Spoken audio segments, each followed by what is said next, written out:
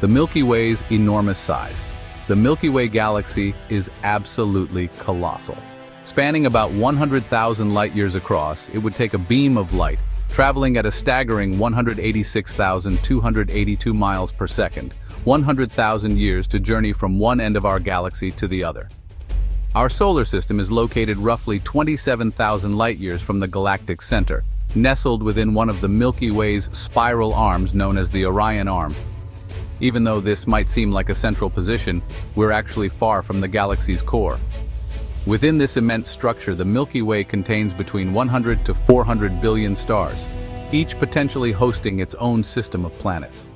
Despite its massive size, the Milky Way is just one of billions of galaxies in the universe, many of which are even larger. Yet it's the galaxy we call home, and understanding its scale helps put into perspective just how vast our universe truly is. The sheer enormity of the Milky Way is both humbling and awe-inspiring, reminding us of our small but significant place within